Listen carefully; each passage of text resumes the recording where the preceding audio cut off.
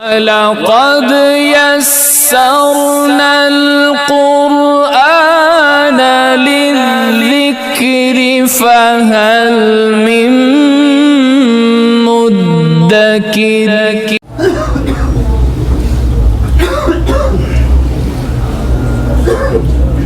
بسم الله الرحمن الرحيم نحمده ونصلي على رسوله الكريم أما بعد.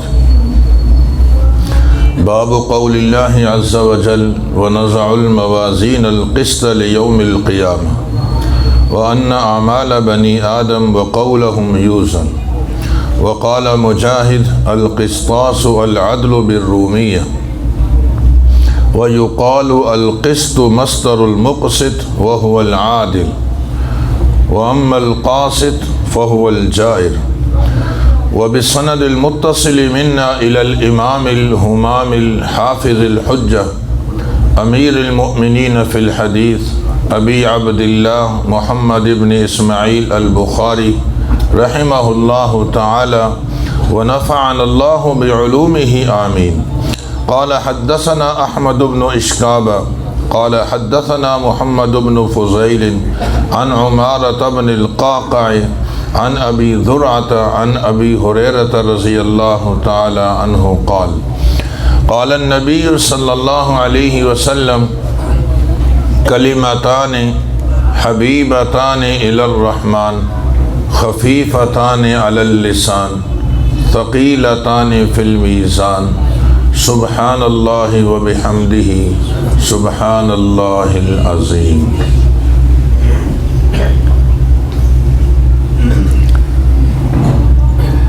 میری آج کی اس مجلس میں گفتگو کے دو حصے ہیں.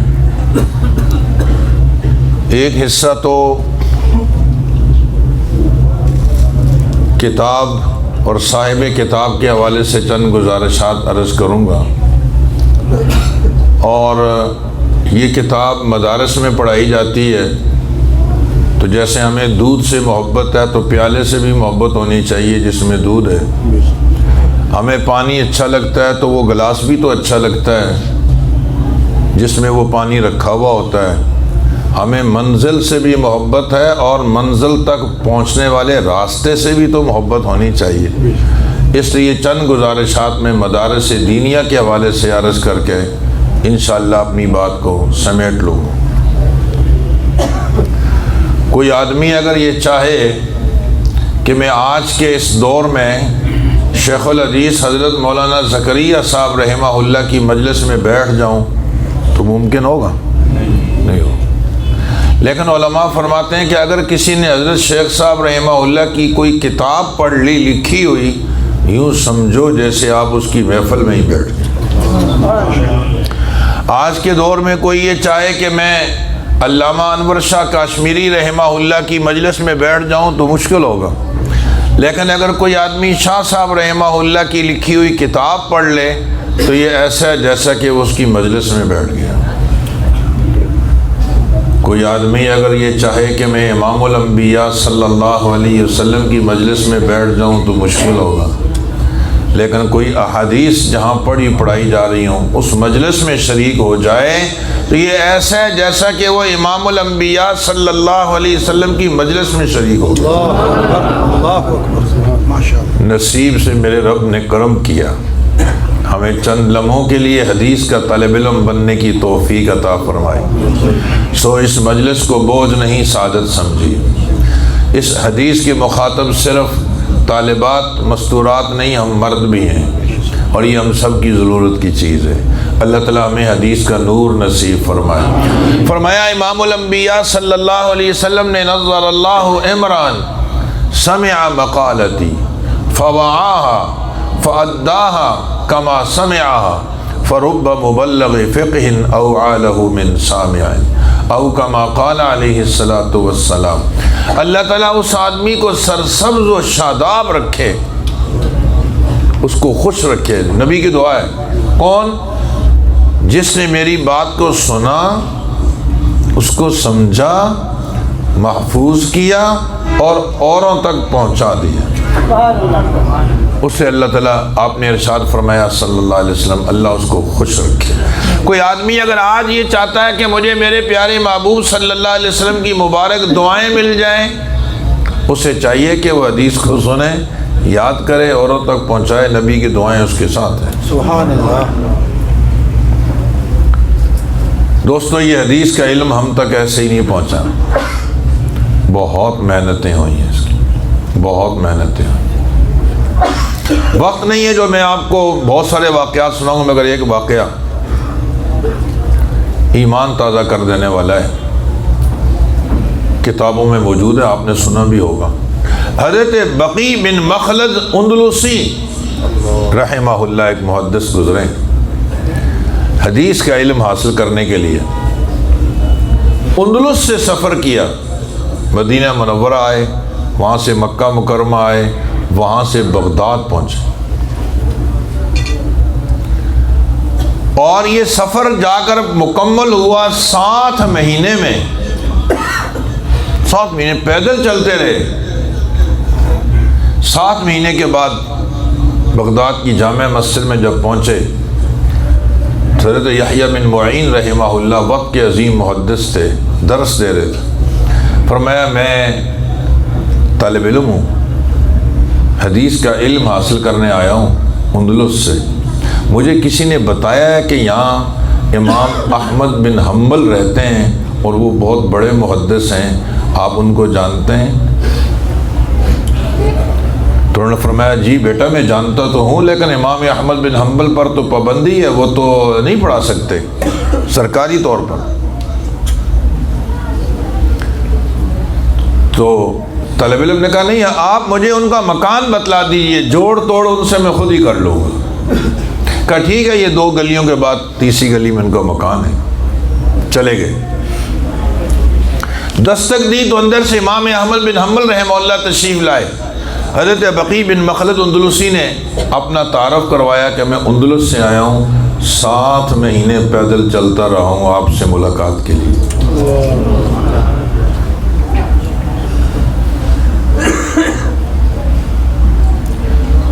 میں پڑھنا چاہتا ہوں۔ تو حضرت نے فرمایا یہاں تو مشکل ہوگا، حکومت کی طرف سے پابندی ہے، اگر میں نے پڑھایا تو تم بھی گرفتار ہو جاؤ گے اور میں بھی مشکلات میں پڑ جائیں گے۔ اس طالب علم نے، بقی بن مخلد نے اپنے استاد کو ایک طریقہ بتایا پڑھانے کا، میں وہ عرض کرنا چاہ رہا ہوں۔ اس سے اندازہ لگائیے کہ اس طالب علم میں طلب کیا تھی، جذبہ کیسا تھا۔ طالب علم نے کہا حضرت ایک طریقہ ہے، حکومت کے شر سے بچ جائیں گے۔ کیا؟ فرمایا وہ طریقہ یہ ہے کہ میں روزانہ بہکاری بن کر آپ کی گلی میں داخل ہوں گا، مانگنے والا، میرے ایک ہاتھ میں کشکول ہوگا، ایک ہاتھ میں لاٹھی ہوگی، میرے سر پہ کپڑا بندھا ہوا ہوگا، پھٹا پرانا میرا لباس ہوگا جو فقیروں کا انداز ہے، اور میری آستین میں کاغذ قلم رکھا ہوگا۔ میں جو ہی گلی میں داخل ہوں گا تو میں فقیروں والی صدا لگاؤں گا، الاجر رحمکم اللہ،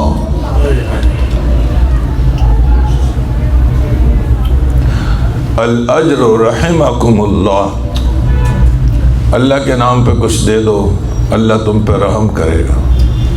جب میں معاشرے میں جلدی جلدی آؤں گا نا، مجھے کسی سے لینا دینا تو ہے نہیں، اخفاء حال ہے، جو ہی میں آپ کے دروازے کے سامنے آ جاؤں تو بس آپ اندر سے کچھ نیت کر کے آ جانا اور مجھے ایک حدیث بتا دینا، میں آگے جا کر لکھ لوں گا، کاغذ قلم تو میرے پاس ہے۔ مشورے میں طے ہوا یہ بات درست ہے۔ حضرت بقی بن مخلد رحمہ اللہ روزانہ اسی گلی میں بہکاری بن کے داخل ہوتے، ایک ہاتھ میں کشکول ہے، ایک میں لاٹھی ہے، سر پہ کپڑا بندھا ہوا ہے، پھٹا پرانا لباس ہے، اور زبان پہ صدا ہے الاجر رحمکم اللہ، الاجر رحمکم اللہ۔ امام احمد بن حنبل رحمہ اللہ باہر تشریف لاتے، کچھ دیتے بھی تھے کہ جھوٹ نہ ہو جائے، جتنا توفیق ہوتی تھوڑا اس کے جیب میں پیسے بھی ڈالتے اور جلدی جلدی 2 حدیثیں سناتے تھے. وہ آگے جا کر کاغذ قلم نکال کر جلدی سے حدیث کو محفوظ کر لیتا ہے اور یاد کر لیتا ہے. ایک 3 مہینے سے زائد عرصہ اس طرح گزرا. میرے رب نے ایسا انقلاب پیدا کیا کہ حکومت تبدیل ہو گئی. نیا جو بادشاہ آیا وہ امام احمد بن حنبل رحمہ اللہ کا ہم خیال تھا. اس نے آنے کے ساتھ ہی سب سے پہلا حکم یہ جاری کیا کہ حدیث کا درس سر عام ہوگا.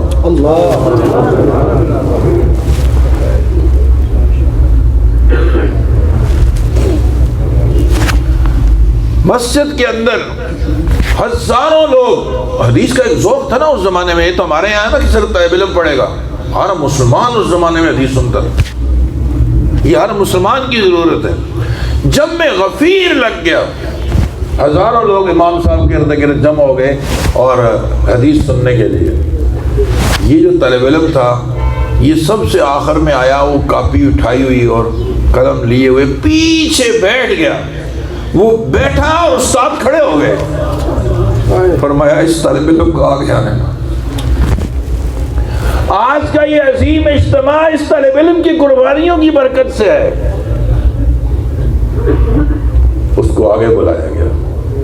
اس طرح محنتیں کر کے یہ کتاب یہ احادیث کے ذخیرے آج ہمارے پاس. ایک امام بخاری رحمہ اللہ نے ایک باب باندھا ہے جلد اول میں. حضرت جابر بن عبداللہ رضی اللہ تعالیٰ عنہ ایک حدیث کے لیے حضرت عبداللہ بن انیس رضی اللہ تعالیٰ عنہ کے پاس سفر کر کے گئے. 1 مہینے کا سفر. اور 1 مہینے کے بعد جب پہنچے تو حضرت نے فرمایا اندر آ جاؤ, پہلے بیٹھو, کچھ کھانا پینا کرنا ہی نہیں, پہلے حدیث کی سند متصل کرنی ہے. حدیث معلوم تھی, سند عالی کرنے کے لیے پہنچ گئے. اس کے بعد دیکھا یہ جو آپ کے سامنے حدیث کی یہ کتاب ہے جس کا نام صحیح بخاری شریف.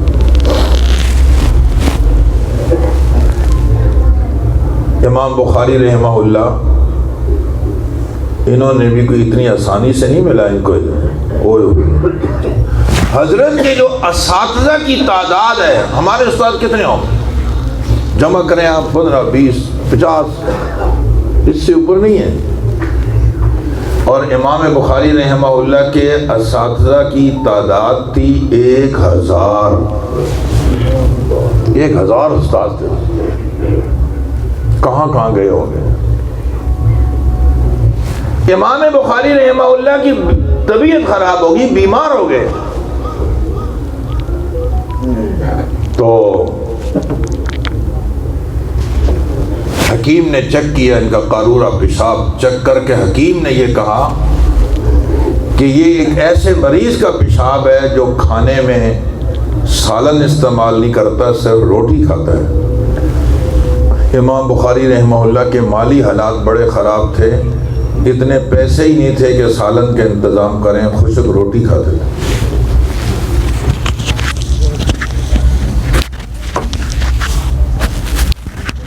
ایک مرتبہ کلاس میں تشریف نہیں لائے. ذی استعداد طالب علم کلاس میں نہ ہو, استاد کبھی انتظار کرتا ہے.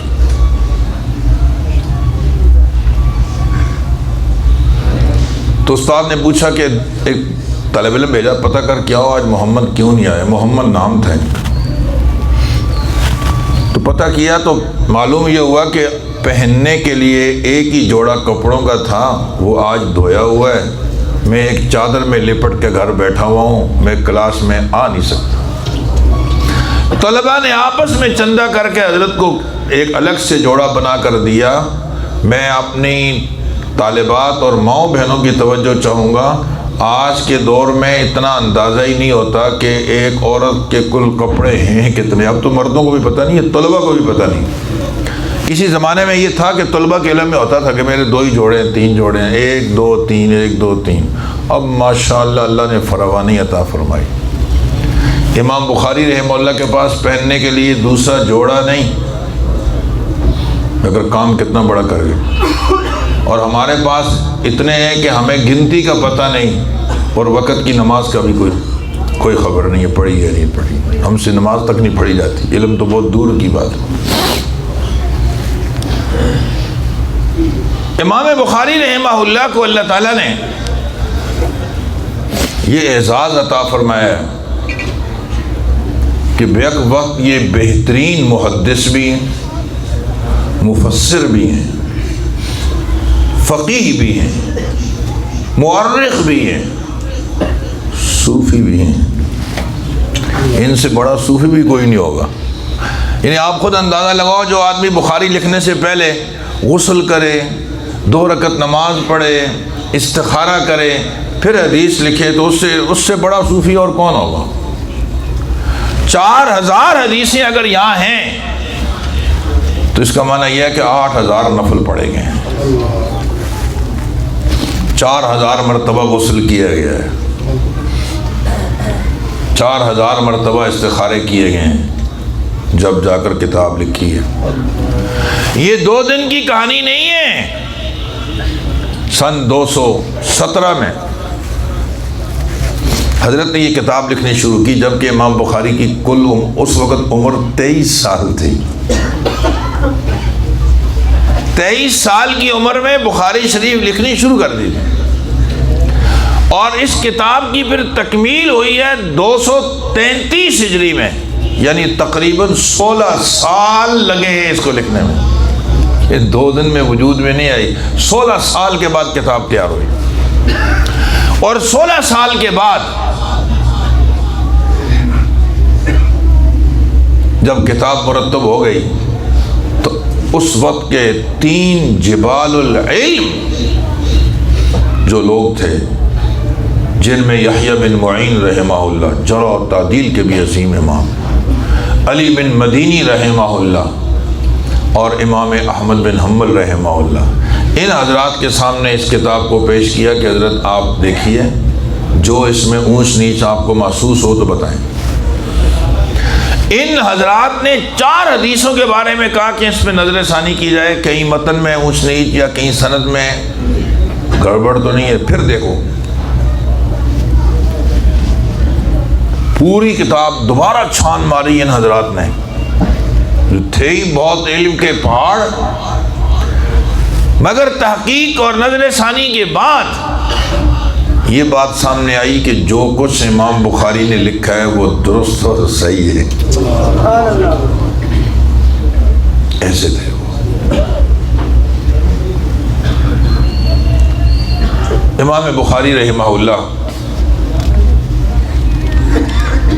بچپن میں ہی نابینے ہو گئے تھے، ماں کی دعاؤں کی برکت سے رب نے بینائی عطا فرمائی، اور اللہ نے اتنا بڑا قوت حافظہ عطا فرمایا کہ ہمارے پاس شاید اس کا ثانی کوئی نہیں ہوگا۔ حضرت کی عمر 11 یا 13 سال تھی، عمر 13 سال تھی، 70,000 حدیثیں زبانی یاد تھیں۔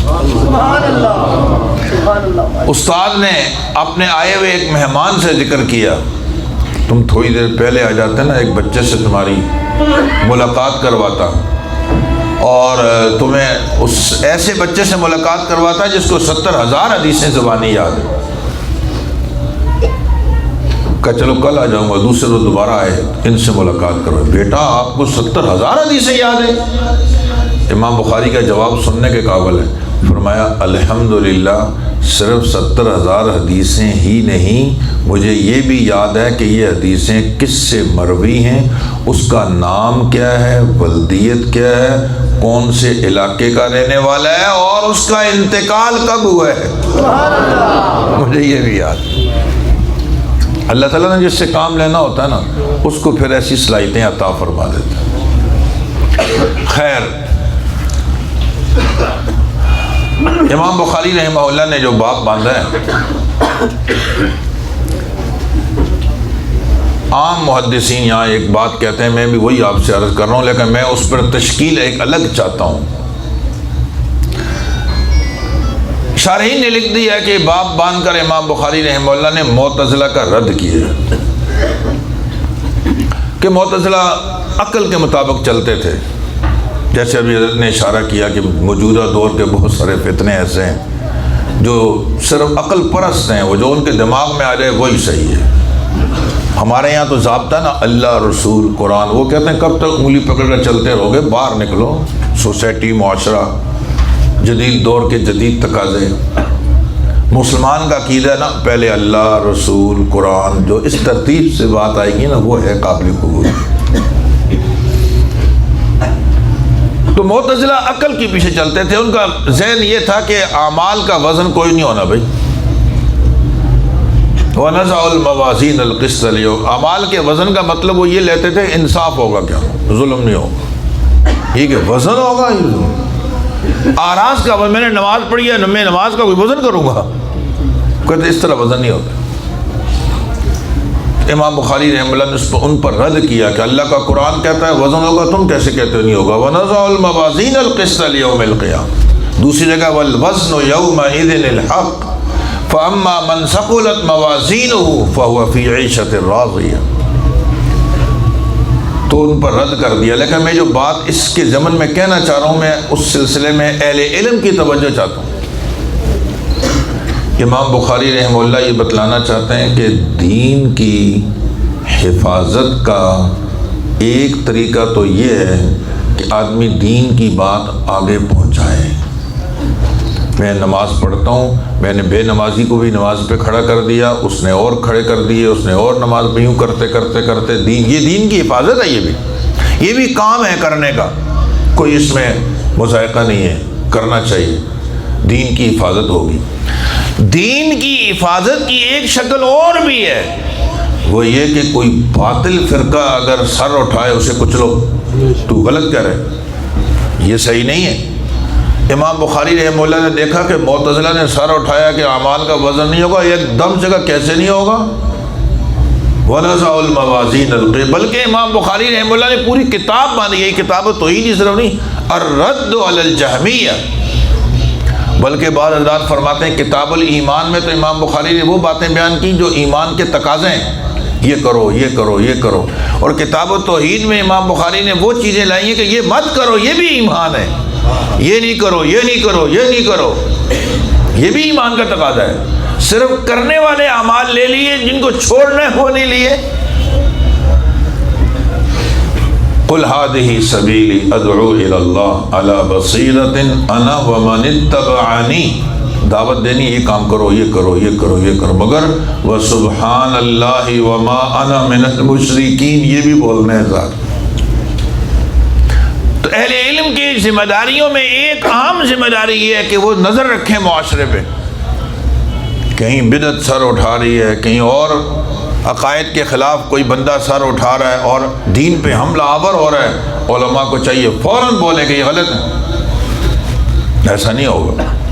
میں اپنی ماؤں بہنوں کی توجہ چاہتا ہوں یہاں پہ، ہم مسجدوں میں نا مرد کو تیار کرتے ہیں کہ فلاں کام سنت کے خلاف ہے، نہیں کرنا، اس کو بدعت کہتے ہیں، نہیں کرنا۔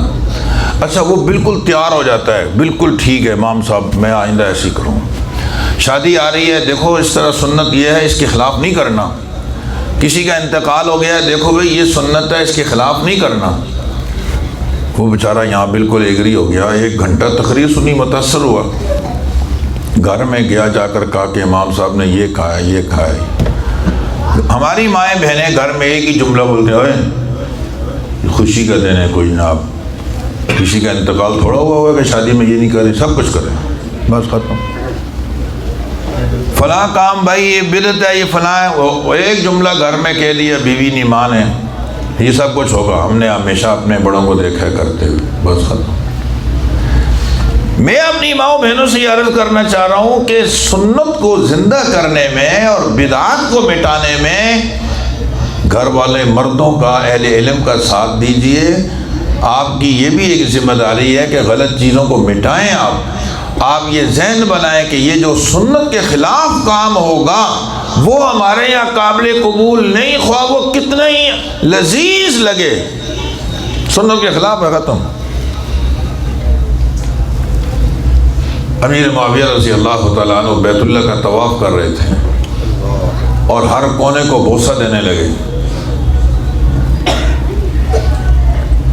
تو حضرت عبداللہ بن عمر رضی اللہ تعالیٰ عنہ کے بارے میں آتا ہے، حضرت نے فرمایا کہ حضرت یہ تو ہر کونے کو تو بوسہ دینا ٹھیک نہیں. فرمایا یار بیت اللہ کوئی کونا چھوڑنے کو بھی تو دل نہیں چاہتا. واقعی یہی بات ہے. مگر حضرت نے فرمایا کہ آپ صلی اللہ علیہ وسلم کا مبارک ارشاد ہے حجر اسود کے بوسے کے علاوہ اور کسی جگہ کو بوسہ دینے کی اجازت نہیں ہے. بس سنت یہی ہے, ختم. ایک شخص آیا, بلکہ روایت میں آتا ہے ایک میدان میں, عیدگاہ میں, حضرت علی رضی اللہ تعالیٰ عنہ تشریف لے کے دیکھا ایک نوجوان نفل پڑھ رہا تھا. حضرت نے فرمایا کیا کر رہے ہو بھائی, نفل پڑھ رہے ہو تو صحیح نہیں ہے. تو اس نے کہا علی رضی اللہ عنہ امیر المؤمنین, مجھے امید ہے اپنے رب سے کہ رب مجھے نفل پڑھنے پہ عذاب نہیں دے گا, میں نفل ہی پڑھ رہا ہوں, کوئی گالیاں تھوڑی دے رہا ہوں. آپ نے فرمایا اے نوجوان صحیح کہتے ہو, تمہیں نفل پڑھنے پر تو عذاب نہیں ہوگا, مگر مجھے خطرہ ہے کہ امام الانبیاء صلی اللہ علیہ وسلم کی مبارک سنت کی مخالفت کی وجہ سے تمہیں عذاب ہوگا. نبی نے منع کیا ہے عیدگاہ میں عید کے دن نفل نہیں پڑھنا ہے, نماز سے پہلے بھی نماز کے بعد میں پڑھوں گا, کیسے پڑھوں گا. سو ہم سب کو یہ عزم کرنا چاہیے. امام بخاری ہمیں جاتے جاتے ایک اشارہ دے گئے کہ دین کے خلاف کوئی فتنہ اگر اٹھ رہا ہے, بدعات رسومات, ان کو ترجیح نہ دو, اپنے نبی کی سنت کو ترجیح دو. اس میں بنیادی کردار ہماری مائیں بہنیں ادا کر سکتی ہیں اور کسی سے اتنی زیادہ امید نہیں کی جا سکتی. وَنَزَعُ الْمَوَازِينَ الْقِسْطَ لِيَوْمِ الْقِيَامَةِ, موازین میزان کی جمع ہے. جمع کا صیغہ بعض کہتے ہیں اس لیے لے کے آئیں کہ قیامت میں ترازو بہت سارے ہوں گے, جتنے بندے اتنے ترازو. بعض کہتے ہیں جتنے اعمال اتنے ترازو. بعض کہتے ہیں نہیں, زیادہ راجح بات حافظ ابن حجر رحمہ اللہ نے بیان فرمائی ہے کہ ترازو ہوگا اتنا عظیم, توبہ توبہ, دیکھ کے ہی بندہ بے ہوش ہو جائے گا. اس لیے اس کی تفخیم نے شان اور عظمت کو بیان کرنے کے لیے جمع کا صیغہ استعمال کیا. وَنَزَعُ الْمَوَازِينَ الْقِسْطَ لِيَوْمِ الْقِيَامَةِ. رہ گئی یہ بات کہ وزن سب کا نہیں ہوگا. کچھ لوگ ہوں گے جن کے نامہ اعمال میں گناہوں کے علاوہ کچھ ہے ہی نہیں ہے, تو ان کے لیے کیا وزن کا فَلَا نُقِيمُ لَهُمْ يَوْمَ الْقِيَامَةِ وَزْنًا, یہ سیدھے جہنم میں جائیں گے. وزن تو اس کے لیے جس کے بعد کچھ نیکیاں ہوں کچھ گناہ ہوں, ان کے بعد سارے ہی شرک اور کفر بھرا ہوا ہے. اور نمبر 2, کچھ لوگ ایسے ہوں گے جن کے پاس نیکیوں کے علاوہ کچھ بھی نہیں ہے.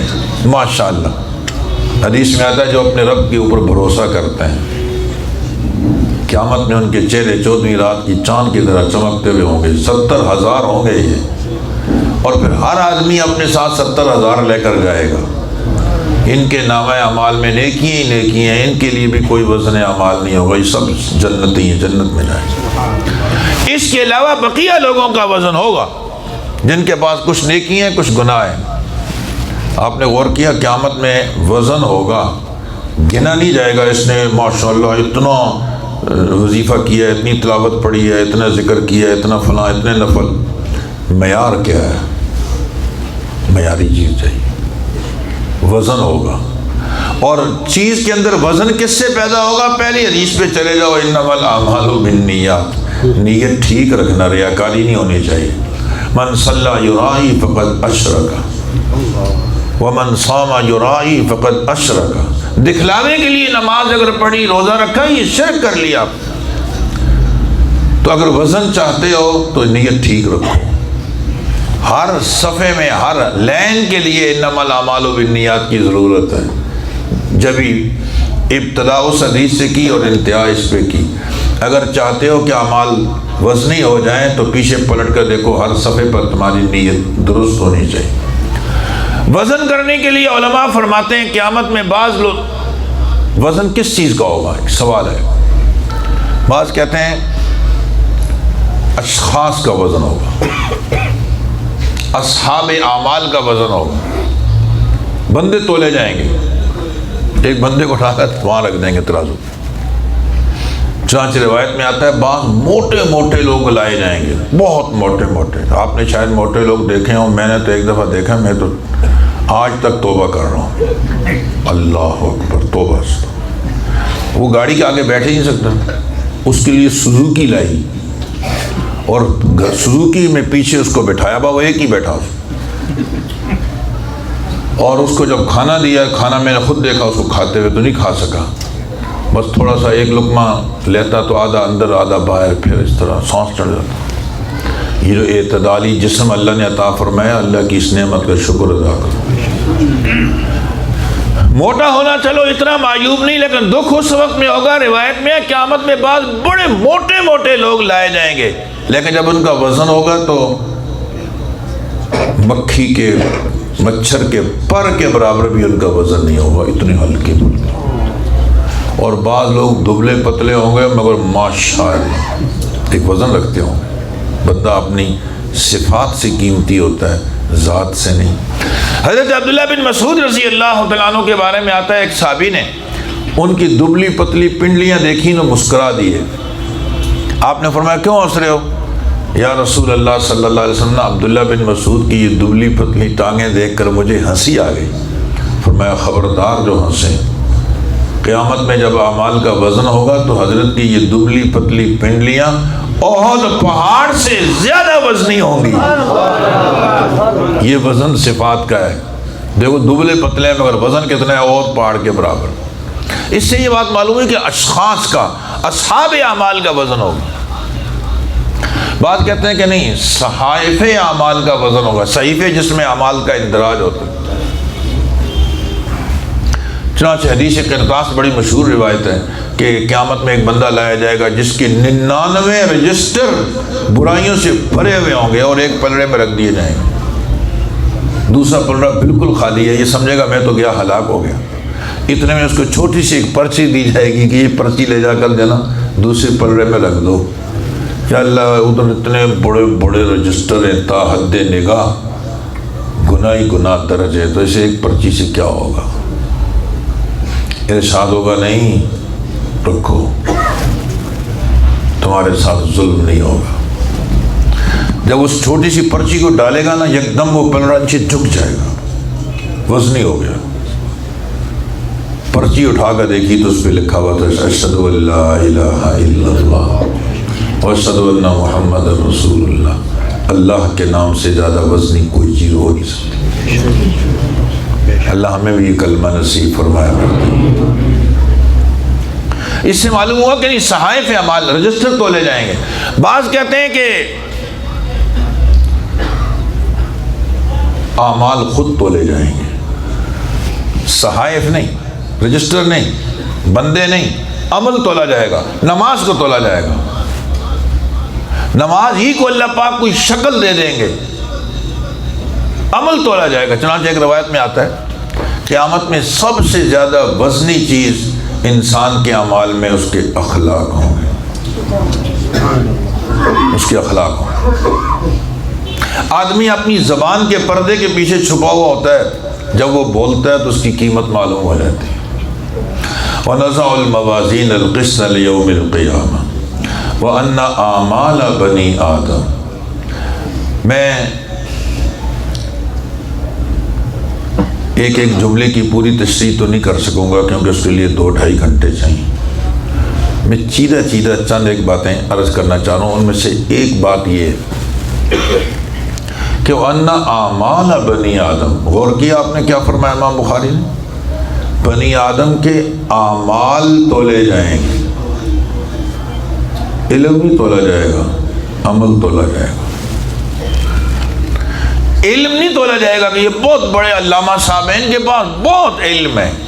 معلومات تو شیطان سے زیادہ ہمارے پاس نہیں ہے، سب سے بڑا عالم تو شیطان ہے، مگر شیطان کا عقیدہ اور عمل ٹھیک نہیں تھا تو تباہ ہو گیا۔ وَأَنَّ أَعْمَالَ بَنِي آدَمَ، عمل تولے جائیں گے، علم نہیں۔ علم بھی خوب ہونا چاہیے، اس کا یہ مطلب نہیں ہے کہ وہ تولا نہیں جائے گا تو وہ ہونا بھی نہیں چاہیے۔ اخلاص کے ساتھ جو علم ہوگا اسی سے تو عمل پیدا ہوگا۔ عمل بھی تو بندہ علم پر کرے گا نا، علم کے مطابق کرے گا، لیکن اپنی معلومات پہ قناعت نہ کرو، اپنے عمل کو وزنی بناؤ، قیامت میں عمل کا وزن ہوگا۔ آپ نے غور کیا امام بخاری رحمہ اللہ نے آگے ایک جملہ ڈالا ہے وَأَنَّ أَعْمَالَ بَنِي آدَمَ وَقَوْلَهُمْ، گفتگو، قول، یہ بھی تولے جائیں گے۔ اچھا قول جو کچھ میں بول رہا ہوں یہ بھی تو ایک عمل ہی ہے نا. جب کہہ دیا کہ اعمال تو لیں گے تو یہ اس میں آ گیا، مگر اس کو الگ سے بیان کیا، جیسے حافظوا علی الصلوات والصلاۃ الوسطیٰ. صلاۃ وسطیٰ بھی تو حافظوا علی الصلوات میں موجود ہے، مگر اس کو الگ کیا اس کی اہمیت بتانے کے لیے. یرفع اللہ الذین آمنوا منکم والذین اوتوا العلم درجات. اہل علم تو اہل ایمان میں آ گئے، مگر ان کی عظمت کو ظاہر کرنے کے لیے الگ بیان کیا. وَأَنَّ أَعْمَالَ بَنِي آدَمَ وَقَوْلَهُمْ. یہ بتانا چاہتے ہیں کہ یہ گفتگو جو ہے نا یہ بہت ہی ضروری ہے کہ اس پر نظر رکھی جائے. میں اپنی ماؤں بہنوں کی توجہ چاہتا ہوں. بہت سارے گھر ہماری اس زبان کی بد احتیاطی کی وجہ سے اجڑ گئے، تباہ ہو گئے. اپنا لب و لہجہ میٹھا بنائیے. لب و لہجہ کسی کا بھی ہو نا، مرد ہو یا عورت، میٹھا ہی اچھا لگتا ہے. خصوصاً خواتین کے ساتھ تلخ لب و لہجہ زیبا نہیں دیتا، اچھا ہونا چاہیے. اور وہ بھی اپنے بیٹا بیٹی بہن بھائی والدین شوہر ان کے لیے کتنا بچنا چاہیے. ما یلفظ من قول الا لدیہ رقیب عتید. جو جملہ کو لکھا جا رہا ہے غلط جملہ، دل آزاری والی گفتگو نہ کرو جس سے اگلے کا دل ٹوٹ رہا ہو. اللہم اجعلنی مفتاحا للخیر ومغلاقا للشر. حدیث میں دعا ہے، اے اللہ مجھے خیر کی چابی بنا دے، خیر کی چابی، اور شر کہ کو تالا لگانے والا بنا دے. جہاں شر اور فتنہ پیدا ہو میں اس کو بند کرنے والا ہوں، اور جہاں خیر کی بات ہو اس کو کھولنے والا بنا. میں اپنی ماں بہنوں سے عرض کر رہا تھا کہ اگر آپ گھر میں دیکھیں کہ آپ کی یہ جملہ بولنے سے دل آزاری ہو رہی ہے شوہر کی والدین کی، میں چپ ہو جائیں، خیر پھیلائیں، شر نہیں. اور میں اسی کے ضمن میں عرض کرنا چاہتا ہوں، ہم کراچی میں عام طور پہ اپنے مدرسے کی طالبات کی خدمت میں یہ بات عرض کرتے رہتے ہیں. ایک عجیب فضا بن گئی ہے، وہ گندی فضا، یہ ہمیں قابل قبول نہیں ہے. اور جی میری بیٹی عالمہ ہے، بس اتنا کہہ دینا کافی ہے کہ عالمہ ہے. کہنا کیا چاہو، یہ تھوڑی ہوگا کہ جناب تمہارے گھر میں جا کر سالن ہی بناتی رہے گی اور جھاڑو پوچھا ہی کرتی رہے گی. وہ عالمہ ہے، بس اس کو کھانا وانا بنانا نہیں آتا. یہ عیب ہے. میں اپنی عزیز طالبات کی خدمت میں عرض کر رہا ہوں کہ آپ کو چاہیے جہاں آپ اپنی تعلیم میں کمال پیدا کریں وہاں آپ کو گھریلو کام کاج بھی اچھے آنے چاہیے. آپ وہاں پر اچھا سالن بنانا جانتی ہوں، اچھی روٹی بنانا جانتی ہوں، ماں باپ کی خدمت، شوہر. اچھا یہ بتلاؤ، جو آدمی بھی نسبت قائم کرے گا ان بچیوں سے جو عالمہ فاضلہ ہیں، وہ حسن کو دیکھ کر نہیں آ رہا ہوگا، وہ بنیادی طور پر اس دینداری کو دیکھ کر متاثر ہوگا کہ ماشاءاللہ سنا ہے یہ لڑکی عالمہ فاضلہ ہے، شاید میرے گھر میں بھی دین کی شمع روشن ہو جائے. اس نے جانے کے ساتھ ہی اپنی بد اخلاقی کی وجہ سے ساس کو الگ ڈسنا شروع کر دیا، سسر کو الگ ڈسنا شروع کر دیا، نندوں پہ الگ سے تیر چلانے شروع کر دیے. تو کون کہے گا کہ یہ عالمہ ہے؟ لوگ تو بولیں گے یا اللہ ایک دفعہ غلطی ہوگی آئندہ نہیں کرنی. جگہ جگہ وصیت کرے گا کہ بھئی دیکھو لڑکی عالمہ نہیں ہونی چاہیے. تو توہین ہوئی نا علم کی، اساتذہ کی غلط ترجمہ نہیں ہوئی، مدرسے کی غلط ترجمہ نہیں ہوئی، ہمارے دین کی غلط اشاعت ہوئی. ہم نے تو نہیں کہا بد اخلاق رہنا. اس لیے بہت زیادہ ضروری ہے، بہت زیادہ ضروری ہے. ویسی بھی بچیاں سفید لباس کی طرح ہیں، لیکن جب علم دین بھی ان کے پاس ہو تو یہ نزاکت اور زیادہ بڑھ جاتی ہے. اپنے اخلاق اچھے کرو، اپنی نندوں کے ساتھ، ساس کے ساتھ، سسر کے ساتھ، شوہر کے ساتھ، چھوٹوں اور بڑوں کے ساتھ نبھاؤ. کس طرح ہونا چاہیے یہ چیزیں سیکھو. اور والدات کو چاہیے کہ وہ اپنی بچیوں کو یہ چیزیں سکھائیں. آپ کے گھر میں مہمان آ گیا VIP، شوہر بہت خوش ہو گیا کہ بھئی آج میرے بڑے اچھے مہمان آئے، میرے دوست آ گئے، میرے استاد آ گئے، میرے شیخ آ گئے. اس نے گھر میں جلدی سے کہا کہ یہ ساری ڈشیں بنا دو. اولاً تو عورتوں نے منہ بنا لیتی، اتنا کون بنائے گا، گرمی ہم سے نہیں بنتا۔ تو اس کے دماغ میں نہیں ہے کہ مہمان کتنا عظیم ہوتا ہے، مہمان اپنے ساتھ کتنی برکتیں لے کے جاتا ہے، اس کے علم کا کیا فائدہ ہوا، اس کی بنیاد ہی خراب ہو گئی۔ اچھا چلو تیار تو ہو گئی، مگر اس نے نکالا اپنے بیگ سے کشف الدرجات، جس پہ لکھا تھا بخاری شریف 100 نمبر، ہدایہ 101، مقامات 80 نمبر فلاں، میں ممتاز مع مرتبت شرف میں پاس ہوئی ہوں، جا کر مہمان کو یہ کارڈ دکھا دو اور کھانا ہوٹل سے منگوا لو۔ اب مجھے آپ بتاؤ کیا اس کا شوہر خوش ہوگا، اس کے والدین خوش ہوں گے کہ میری بیٹی ماشاءاللہ، جی مہمان صاحب آپ کراچی سے لاہور سے آئیں، دیکھو تو صحیح میری بیٹی اول آئی ہے۔ اب یہ کھانا کہاں سے لائے؟ کھانا ہوٹل سے کھاتے ہیں ہم سبھی، چونکہ ان کا پڑھنے پڑھانے کا کام ہے۔ ایسی تعلیم ہمارے بڑے نہیں چاہتے۔ ہمارے اکابرین اور اساتذہ کی طرف سے یہ تعلیم بالکل بھی نہیں ہے کہ آپ گھریلو کام کاج نہ کریں۔ ہم تو طالبات سے کہتے ہیں کہ روزانہ کے حساب سے بھی جاؤ، وقت کو تقسیم کرو، ایک وقت گھر میں ماں کا ہاتھ بٹاؤ، ماں سے دعائیں لے لو، اپنے ابا کا سر دباؤ، اس کی خدمت کرو، اس کی دعائیں لے لو، گھر کے اندر پوچھے لگاؤ، روٹیاں بناؤ، سالن بناؤ، سیکھو بھی، یہ تمہیں کل یہ چیزیں کام آئیں گی، زینت ہے تمہاری۔ اور اس کے ساتھ بنیادی بات جو میں کہنا چاہ رہا ہوں، اپنی زبان قابو میں رکھو۔ جراحات السنان لها التیام ولا یلتام ما جرح اللسان۔ نیزوں سے لگے ہوئے زخم تو ٹھیک ہو جاتے ہیں، لیکن جو زخم لگ جائے نا زبان سے، اس سے پھر بندہ ٹھیک نہیں ہوتا۔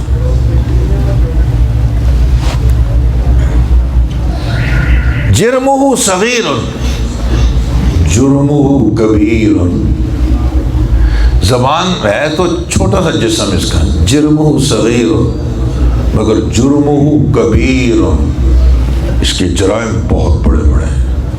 امام بخاری نے متوجہ کر دیا وَإِنَّ أَعْمَالَ بَنِي آدَمَ وَقَوْلَهُ، اور میں نے خاص طور سے اپنی عزیز طالبات کو اور ماؤں بہنوں کو متوجہ کیا ہے کہ اپنے گھروں کو خدا را تباہ ہونے سے بچاؤ۔ اگر یہ تباہ ہوں گے تو میری اور آپ کی غلط زبان سے ہوں، اور یہ اگر جڑیں گے آباد ہوں گے تو اس زبان سے آباد ہوں۔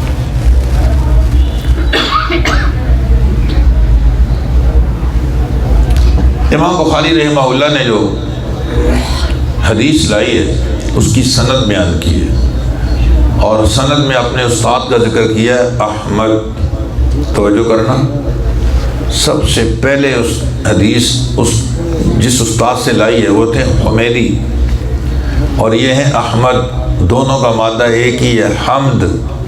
امام بخاری بتانا چاہتے ہیں اپنے رب کی تعریف کرو از اول تا آخر، زندگی بھر اس پہ گزارو، میری کتاب بھی از اول تا آخر محمود ہی محمود ہے۔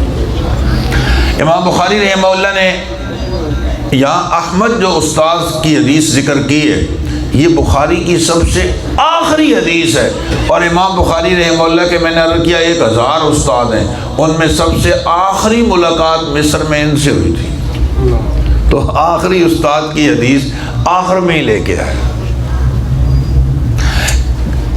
ابتدا کی کتاب الایمان سید باب ہے نا، کیف کان بدء الوحی، اس سے کتاب کا آغاز نہیں ہے، وہ باب ہے، وہ تمہید ہے، کیوں بنیاد ہے نا، وہ آغاز کتاب الایمان سے ہے، اختتام کتاب التوحید، گویا ایمان سے ابتدا، ایمان پہ اختتام، ایمان سے بڑی عظیم چیز کوئی نہیں۔ اگر یہ لے کر چلے جاؤ گے تو کامیاب ہو، ورنہ ناکام رہ جاؤ۔ اور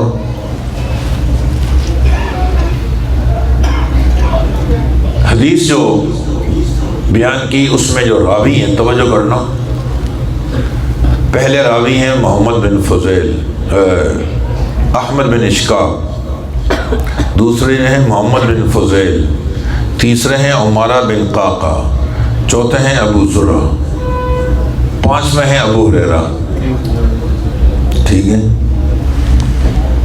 4 راوی کوفی ہیں، 4 راوی کوفی ہیں، 5ویں راوی مدنی ہیں، ابو ہریرہ۔ میں مولانا عبد الرحمن صاحب کی نظر ایک بات کرنا چاہتا ہوں، یہ ہمارے بہت اچھے عزیز، ہمارا ہر شاگرد ہمارا دوست بھی ہے، سارے صحابہ حضور صلی اللہ علیہ وسلم کے شاگرد تھے، مگر اس کو شاگرد نہیں کہا جاتا تھا، صحابی، ساتھی کہتے تھے۔ کوفہ میں سارے حنفی تھے، کوفہ میں سارے حنفی تھے۔ امام بخاری جاتے جاتے ہمیں حنفیوں کے حوالے کر کے جا رہے ہیں، چاروں راوی کوفی ہیں۔ میں ایک اور بات عرض کرنا چاہ رہا ہوں، 5ویں راوی ابو ہریرہ ہیں رضی اللہ تعالیٰ، سارے صحابہ میں سب سے زیادہ فقیر انسان تھے۔ یعنی آپ حیران ہوں گے کہ ایک آدمی بھوک کی وجہ سے اتنا حال آ جائے کہ گر پڑے، بے ہوش ہو جائے، اور گزرنے والے یہ سمجھیں کہ مرگی آئی ہوئی ہے، اس کو جوتیاں سنگھا رہے ہیں، اس کی گردن پہ پاؤں رکھ کے جا رہے ہیں۔ فرماتے ہیں اللہ کی قسم مجھے مرگی نہیں ہوتی تھی، بھوک کی وجہ سے میں بے ہوش ہو جاتا۔ یہ ابو ہریرہ ہے۔ حالات تو ایسے آئے مگر اپنے استاد کو نہیں چھوڑا۔ سب سے کم وقت ابو ہریرہ نے لگایا ہے آپ صلی اللہ علیہ وسلم کے ساتھ، 4 سال بنتے ہیں۔ فرماتے ہیں میرے دیگر بھائی کوئی زراعت، کھیتی باڑی، کاروبار، یہ کام وہ کام، بہت سارے کام بھی کرتے تھے، حضور کی محفل میں بھی آتے تھے، میرا کوئی کام نہیں تھا، میں صرف آپ صلی اللہ علیہ وسلم کی رفاقت میں ہی رہتا تھا، بھوک پیاس سب برداشت کرتا تھا۔ تھوڑا وقت گزارا، فقر و فاقہ کے عالم میں گزارا، مگر اس کا التزام کیا اپنے شیخ کا، آج پوری دنیا میں ابو ہریرہ ہی ابو ہریرہ ہے۔ جتنا ان کا فیض اللہ نے عام فرمایا ہے، سبحان اور کسی کا۔ حضرت ابو ہریرہ رضی اللہ تعالیٰ عنہ کی جو روایت ہے جس میں آپ نے ارشاد فرمایا کلمتان حبیبتان، 2 کلمے ان کی صفت بیان کی، وہ ہیں کیسے؟ حبیبتان ہیں، اللہ کو بڑے محبوب ہیں، اور حبیبتان الی الرحمن، یعنی اتنے سے کلموں پر اتنا بڑا اجر پھر رحمان ہی دے سکتا ہے نا، اس لیے حبیبتان الی الرحمن فرمایا، اللہ کی اور کسی صفت کا ذکر نہیں کیا۔ کیا صفت بیان کی؟ الی الرحمن، کہ چھوٹے کلمے پڑھ کر اتنا بڑا اجر لینا، یہ اجر دینا، یہ رحمان کا کام ہے۔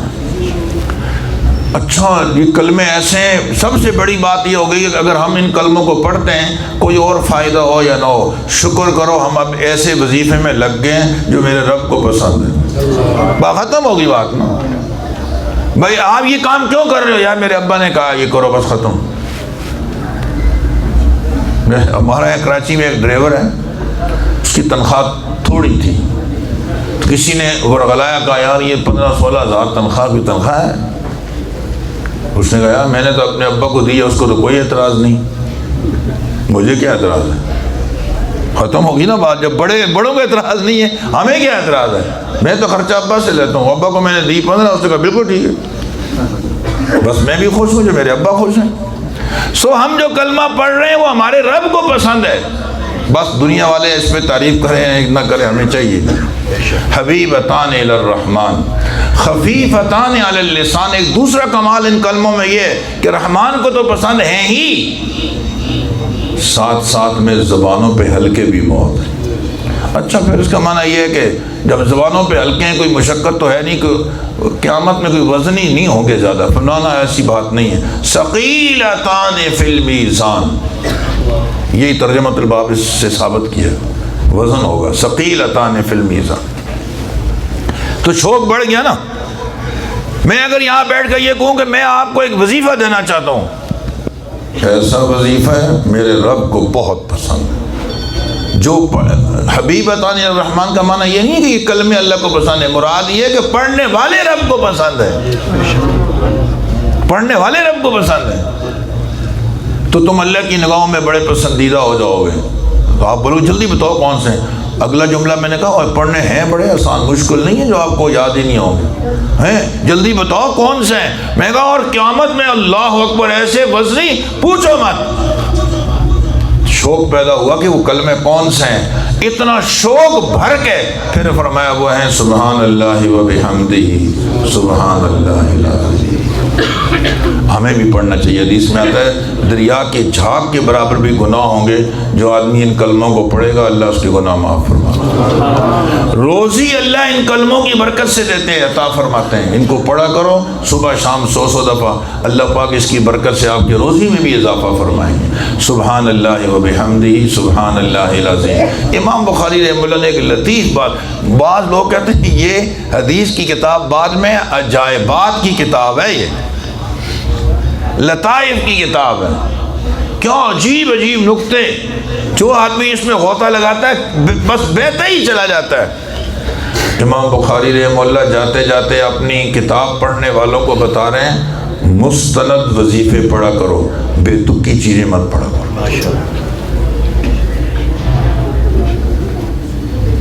کون سے وظیفے پڑھیں؟ پہلا باب باندھا ہے کیف کان بدء الوحی الی رسول اللہ صلی اللہ علیہ وسلم۔ اگر اعمال میں وزن چاہتے ہو تو اعمال وہ کرنا جو وحی سے ثابت ہوں، اپنی طرف سے نہ گھڑ لینا۔ 2 رکعتیں پڑھو، پہلی رکعت میں یہ اور دوسری میں یہ اور فلاں میں یہ اور فلاں میں یہ۔ اگر وحی سے ثابت ہے تو وزن ہی ہے، ورنہ کوئی وزن نہیں۔ تجربات الگ چیز ہوتی ہے، وحی الگ چیز ہے، حدیث الگ چیز ہے۔ کسی تجربے کو حدیث کی طرف منسوب نہ کرو۔ تجربات صحیح بھی ہو سکتے ہیں، غلط بھی ہو سکتے ہیں۔ ہمارے اکابرین کے بہت سارے تجربات ہیں، ہم ان کی تردید نہیں کرتے، مگر کوئی آدمی یہ بولے یہ حدیث میں یہ ہے تو ہم بولیں ثابت کرو۔ من کذب علی متعمدا فلیتبوأ مقعدہ من النار، مشکل ہو جائے گی۔ امام بخاری رحمہ اللہ فرماتے ہیں ان اعمال کو کرو جو وحی سے ثابت ہوں، وظیفے بھی وہ کرو جو مستند ہوں۔ امام الانبیاء صلی اللہ علیہ وسلم کے ارشاد فرمودہ چیزیں مستند چیزیں۔ غیر مستند چیزوں میں ایک دفعہ میں ایک قبرستان کے پاس سے گزرا نا، میں آج تک یہ بات نہیں بھولا، بہت پہلے کی بات۔ اچانک اندر سے قبر سے ایک بندہ باہر آ گیا۔ اب آپ بتاؤ مغرب کے بعد کا وقت تھا، میں تو ڈر گیا، یا اللہ پتہ نہیں کیا ہو گیا، مردہ اٹھ کے باہر آ گیا۔ جو باہر آیا نا اس بندے نے مجھے پہچانا، امام صاحب میں ہوں۔ میں کہا میں ہوں کیا مطلب ہے، کون ہوں؟ میں فلاں بات کر رہا ہوں۔ میں کہ خیریت تو تھی، یہاں کیا کر رہے تھے؟ کہنے لگا آپ کو پتہ نا میں بہت پریشان ہوں، تو میں کسی ساتھی کے پاس گیا تھا، مجھے اس نے کچھ وظیفہ بتایا پڑھنے کے لیے، مگر بتایا کہ ٹوٹی ہوئی قبر کے اندر پڑھنا ہے، اور یہ قبر تھوڑی سی ٹوٹی ہوئی ہے، زیادہ میں مجھے بھی ڈر لگتی ہے، تو اس لیے میں یہاں بیٹھ کر تھوڑا سا پڑھا ہے۔ میں کہا دکھاؤ، آپ یقین کریں شرکیہ کلمات بھرے ہوئے تھے۔ کیوں ایسے غیر مستند معالجین کے پاس اور عاملوں کے پاس جاتے جو تمہیں شرک پڑھنے کے لیے دیں؟ اس سے بچو۔ مستند وظیفے جو میرے پیارے محبوب صلی اللہ علیہ وسلم کے ارشاد فرمودہ ہیں پڑھو، یہ مستند چیز ہے۔ آپ نے ارشاد فرمایا ہر نماز کے بعد قل هو اللہ احد، سورہ فلق، سورہ ناس پڑھا کرو۔ فجر کے بعد 3 دفعہ، مغرب کے بعد 3 دفعہ، باقی ہر نماز کے بعد 1 دفعہ۔ حافظ ابن قیم رحمہ اللہ فرمایا کرتے تھے سانس لینا، روٹی کھانا اور پانی پینا اتنا ضروری نہیں جتنا کہ ان صورتوں کو پڑھنا ضروری ہے۔ پڑھو مستند وظیفہ۔ آپ صلی اللہ علیہ وسلم ہمیشہ اس کا اہتمام، رات کو سوتے ہوئے بھی پڑھتے تھے، اپنے جسم پہ ہاتھ پھیر کے پھر سو جاتے، پھونک مار۔ مستند چیز ہے، پڑھیں۔ وظائف کا اہتمام ہونا چاہیے، ذکر و اذکار، اللہ کا ذکر۔ اللہ کے ذکر میں سب سے افضل تو قرآن مجید کی تلاوت ہے، لیکن اس کے علاوہ بھی اذکار ہیں، احادیث میں موجود ہیں۔ کتاب الاذکار کے نام سے کئی محدثین نے کتابیں لکھی ہیں، اس کو پڑھیں آپ، اس میں کوئی مذائقے کی بات نہیں ہے۔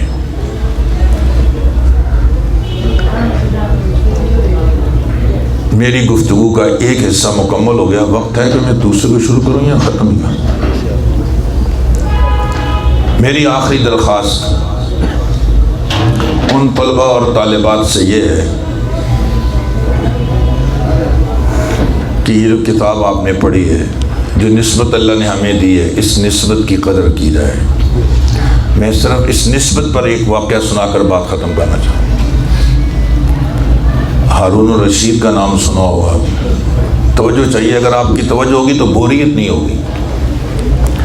ہارون الرشید کے پاس ایک بندہ ایک دفعہ آیا، کہنے لگا بادشاہ سلامت انعام چاہیے، انعام دے دو۔ بھائی کس بات کا انعام؟ کہنے لگا میں ہوں بہروپیہ، لوگوں کو دھوکے دیتا ہوں، فراڈ کرتا ہوں، تو مجھے اس پہ انعام چاہیے فراڈ کرنے۔ اب تو انعام ایسی چیزوں پہ ملتے ہیں نا۔ کراچی میں ایک دفعہ اخبار میں تھا کہ ایک بندے نے انعام حاصل کیا ہے، کیوں؟ اس کے ناخن بہت بڑے بڑے تھے، اس پہ اس نے انعام دیا، اگلے نے انعام دیا اس نے۔ ایک کے بال بالکل پاؤں تک پہنچے ہوئے تھے، کہنا میں نے بہت خدمت کی ہے بالوں کی، مجھے اس پہ انعام ملنا چاہیے۔ ایک نے کہا میرا قد بہت چھوٹا ہے، اس پہ انعام ملنا چاہیے۔ کسی نے کہا میرا قد بہت لمبا ہے، اس پہ انعام ملنا۔ بھائی یہ کہیں نہیں سنا ہوگا آپ نے کسی عالم کو، حافظ کو، ہاں بہت اچھی تلاوت اور اچھی نعت پڑھنے والے کو انعام دیا گیا ہو، ان چیزوں میں کوئی رغبت نہیں۔ خیر، تو ہارون رشید سے کہنے لگا میں ہوں بہروپیہ، فراڈیا، مجھے انعام دو۔ فراڈ کرنا بھی تو ایک فن ہے، کوئی آسان کام تھوڑی۔ ہارون رشید نے کہا ٹھیک ہے دے دوں گا، مگر شرط یہ ہے کہ یہ دھوکہ مجھے بھی دے دو۔ جس دن میں دھوکے میں آ گیا نا، میں سمجھوں گا تم واقعی ماہر فن ہو۔ اس نے کہا کوئی مسئلہ ہی نہیں ہے، آپ کو بھی دے دوں گا۔ اٹھ کے چلا گیا، باہر گیا، جا کر پگڑی شگڑی باندھی، جبہ شبہ لیا، ہاتھ میں تسبیح لی، مسلح ڈالا، اللہ اللہ شروع کر۔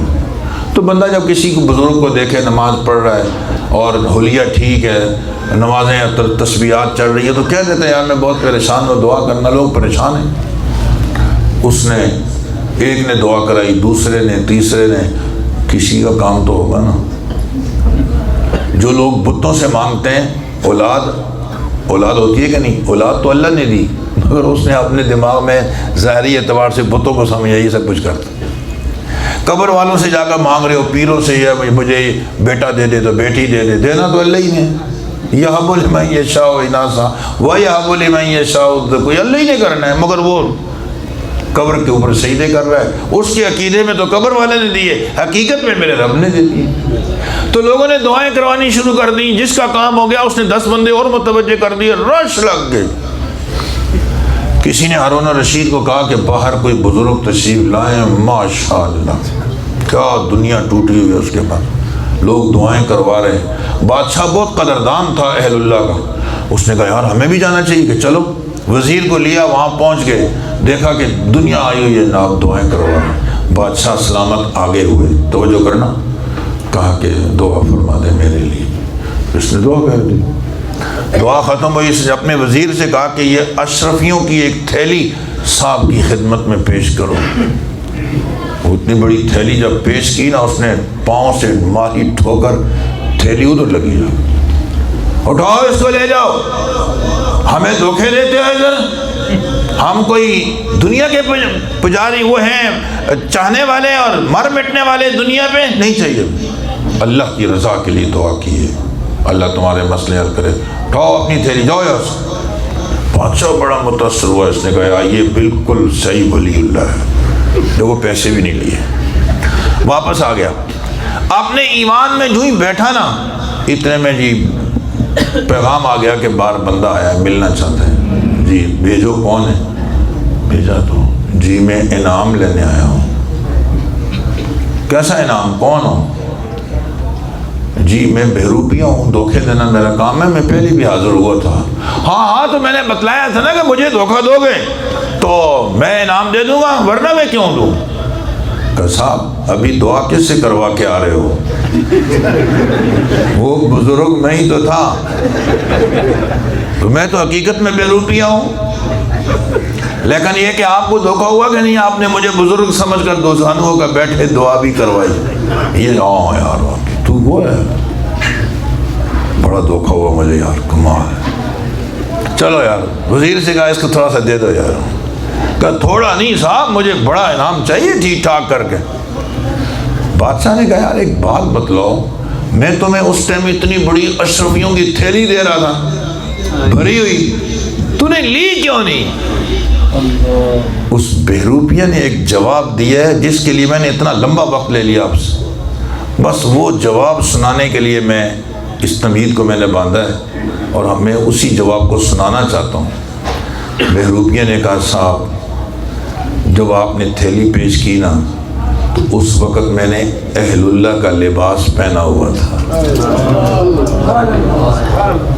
اللہ والوں کے لباس میں تھا۔ اگر میں وہ تھیلی لے لیتا تو اللہ کے نیک بندے اولیاء اللہ کا لباس داغدار ہو جاتا۔ کہ اللہ والے ایسے ہوتے ہیں؟ میں نے اس تھیلی کو رد کر دیا، وہ نقصان قبول کر لیا، لیکن اہل اللہ کے لباس کو داغدار نہیں ہونے دیا۔ اے کاش جتنا جذبہ اہل اللہ کی اس نسبت کا، اس بہروبیہ کو تھا، ہمیں اگر اتنا بھی ہو گیا تو ہمارے لیے بہت ہے۔ اور آپ نے سنا ہوگا امام بخاری رحمہ اللہ جو جہاز میں سفر کر رہے تھے سمندری، اور 1000 روپیہ گم ہو گیا تھا، لمبا واقعہ ہے۔ آخر میں امام بخاری رحمہ اللہ کے پاس 1000 روپیہ تھا، ایک بندے نے شور کیا میرا 1000 روپیہ گم ہو گیا۔ جہاز میں تلاشی شروع ہو گئی، امام بخاری سے تلاشی لی مگر پیسے نہیں ملے۔ تو وہ بندہ جھوٹا ثابت ہوا جو شور کر رہا تھا میرے 1000 روپے گم ہو گئے۔ خاموشی ہو گئی۔ یہ بندہ کہنے لگا محمد سچ بتاؤ، میں نے تمہارے پاس 1000 روپے خود دیکھا ہے، جبھی تو میں نے شور کیا کہ میرے 1000 روپے گم ہو گئے، اور یہ نشانی ہے، مل جاتے تو میں لے لیتا، مگر تمہارے پاس بھی 1000 روپیہ نہیں ملا، وہ کدھر گیا؟ امام بخاری کا جواب سننے کے قابل ہے۔ ارشاد فرمایا میں تمہاری شرارت کو سمجھ گیا تھا، وہ پیسے تو تمہارے نہیں تھے، میرے ہی تھے، لیکن اگر مجھ سے مل جاتی اسی نشانی کے ساتھ جو تم نے دیکھ کر بتائی، لوگ یہ سمجھتے کہ امام بخاری چور ہیں، اور میں اپنے پیارے محبوب کی حدیثیں جمع کر رہا ہوں۔ میں ان احادیث کو داغدار نہیں ہونے دینا چاہ رہا تھا۔ کوئی یہ نہ کہے کہ نبی کی حدیثیں جمع کرنے والا چور ہے۔ میں نے اس نسبت کی حفاظت کی اور 1000 دینار اٹھا کر سمندر میں ڈال دیا۔ میں نے 1000 دینار کا نقصان تو برداشت کر لیا، اب میں نبی کی حدیثوں کو داغدار نہیں ہونے دیا۔ عزیز طلباء و طالبات، میں یہ آپ سے نہیں کہہ رہا، میں اپنی ذات سے کہہ رہا ہوں۔ حکیم الامت تھانوی رحمہ اللہ فرمایا کرتے تھے جس چیز کی تمہیں خود ضرورت ہے، جس چیز کی تمہیں خود ضرورت ہے اسی پر گفتگو بھی کیا کرو۔ دوسروں کو اشارے کرنے بڑے آسان ہیں، اپنے اوپر تنقید کرو جب بات بنتی ہے۔ یہ کمزوریاں ہمارے اندر بھی ہیں، ہم سب ضرورت مند ہیں، ہمیں بھی چاہیے اس نسبت کا خیال کریں، یہ لباس ہمارا متاثر نہ ہو، داغدار نہ ہو، ہماری نجی محفلیں پاکیزہ ہونی چاہیے۔ جب کوئی نہیں دیکھتا یقین ہو کہ میرا رب دیکھ رہا ہے۔ اگر اس وقت میں آپ نے اپنے آپ کو بچا لیا میرا رب دیکھ رہا ہے، میں یہ گناہ کبھی نہیں کروں گا، تو سمجھو کہ آپ کامیاب ہو گئے۔ ان اکرمکم عند اللہ اتقاکم۔ اور اگر اس وقت میں ناکام ہو گئے نا تو مجلسوں میں تو سارے ہی بزرگ بنے پھرتے ہیں، محفلوں میں کچھ نہیں۔ شکر ادا کرو میرے رب نے گناہوں میں بدبو نہیں رکھی۔ ہمارے حضرت والا فرمایا کرتے ہیں کہ اگر ان گناہوں میں بدبو ہوتی تو شاید ہم سے کوئی آدمی ہاتھ ملانا بھی گوارا نہ کرتا۔ گناہوں کے جذبات بھرے ہوئے ہیں، جیسے ماچس کی تیلی ہمیں آگ بھری ہوئی ہے، ماچس میں بھی آگ بھری ہوئی ہے، بس ان دونوں مسالوں کو ملنے کا موقع مل جائے جب دم سے آگ بھڑک اٹھے گی۔ ہمارے اندر بھی گناہوں کے جذبات سارے بھرے ہوئے، صرف موقع ملنے کی دیر ہے، موقع مل جائے تو ہم پھنس جاتے ہیں۔ آئیے آج کی اس مبارک مجلس میں عزم کرتے ہیں مولا جو زندگی گزر گئی ہمیں معاف فرما۔ اللہ ہماری توبہ ہے اس، اللہ ہماری توبہ، اللہ ہماری توبہ۔ اللہ بہت کریم ذات ہیں، کہتے ہیں میرے بندے تیرے آنے میں دیر ہے، میرے راضی ہونے میں تو کوئی دیر نہیں۔ اس سے اچھی مبارک مجلس کیا ہوگی؟ جو آدمی مجلس کے آخر میں اس دعا کو پڑھتا ہے اللہ اس کے سارے گناہ معاف فرما دیتے ہیں جو آج تک کیے ہیں۔ 16 سال سے امام بخاری نے ایک مجلس قائم کر رکھی تھی، آج اس کا اختتام ہے، اور یہ اختتام توبہ پہ ہونا چاہیے۔ یا اللہ ہمیں حدیث کا نور نصیب فرما دے اور ہمیں گناہوں سے بچا دے۔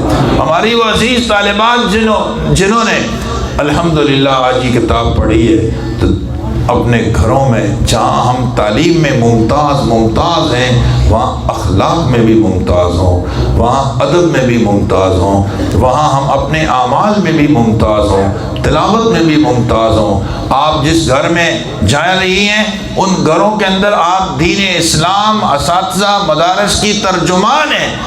اور ہم سب دین اسلام کے ترجمان ہیں۔ کوئی آدمی یہ نہ کہے کہ میں نے معاملہ مسلمان سے کیا اور دھوکے باز نکلا۔ یہ مسجد سے متعلق ہے، مدرسے سے متعلق ہے، مگر دھوکے باز ہے، مجرم ہے۔ دوستو اس وقت میں دل دکھتا ہے آدمی کا۔ اس لیے ضرورت ہے اس بات کی کہ ہم اپنے آپ کو ان تمام معصیتوں سے محفوظ رکھنے کی کوشش کریں۔ اس نسبت کی اللہ ہمیں قدردانی کی توفیق نصیب فرمائے۔ سبحان، سب پڑھ لو، سبحان اللہ و بحمدہ، سبحان اللہ العظیم، سبحان اللہ و بحمدہ، سبحان اللہ العظیم، سبحان اللہ و بحمدہ، سبحان اللہ العظیم۔ میں اپنے میزبان اور حضرت عزیز نوجوان عالم دین حضرت مولانا مفتی ناصر عباسی صاحب کا اور ان کی پوری ٹیم کا بہت مشکور ہوں کہ انہوں نے ہمیں بہت محبت دی اور یہاں آپ سے ملاقات کرنے کا شرف بخشا۔ میں پہلے بھی یہاں حاضر ہو چکا ہوں، مگر آج یہ سن کر بڑی خوشی ہوئی کہ ماشاءاللہ درجہ سادسہ تک ایک بڑی تعداد طلباء کرام کی موجود ہے۔ بغیر معیار دکھائے اور بغیر اخلاص کے یہ فضا ایسے قائم نہیں ہوتی۔ اللہ تعالیٰ اس ادارے کو مزید ترقیاں نصیب فرمائے، اللہ پاک ان کے مسائل کو حل فرمائے، وسائل کا بھرپور انتظام فرمائے، اس ادارے کے فیض کو پورے عالم میں عام فرمائے۔ ان کے بھائی اور ہمارے ہر دل عزیز دوست مولانا عبد الرحمن معاویہ کی دعائیں بھی میں سمجھتا ہوں اس ادارے کے لیے قیمتی سرمایہ ہے کہ وہ مکہ مکرمہ اور مدینہ منورہ میں رہتے ہیں، اور مولانا یوسف بن نوری رحمہ اللہ جامعہ علوم اسلامیہ علامہ بن نوری ٹون کے بانی اور محتمم نے ایک بندہ مستقل حرم میں بٹھا رکھا تھا جس کا ایک ہی کام تھا کہ مدرسے کے لیے دعاؤں میں لگے رہو۔ تو اگر یہ ایک ہفتے میں بھی ایک دفعہ بھی دعا کر رہے ہیں تو میں سمجھتا ہوں یہ بھی ان کا بہت قیمتی سرمایہ ہے۔ ہم بھی فخر کے طور پر دوستوں میں ذکر کرتے ہیں کہ ہمارے شاگرد، ہمارے ساتھی، ہمارے دوست حرمین میں موجود ہیں، وہاں کی دعائیں بھی بہت بڑا قیمتی سرمایہ ہے جو اس ادارے کو میں سمجھتا ہوں بخوبی حاصل ہیں۔ اللہ تعالیٰ اس ادارے کو مزید برکتیں اور ترقیاں عطا فرمائے۔ بہت توجہ سے اور بڑی محبت سے بہت دیر تک آپ نے میری باتیں سنی۔ اللہ پاک اس کے بدلے میں ہم سب کو اپنا قرب اور محبت نصیب فرمائے، بار بار حرمین شریفین کی زیارت نصیب فرمائے۔ وآخر دعوانا ان الحمد للہ رب العالمین۔ لقد يسرنا القرآن للذكر فهل من مدكر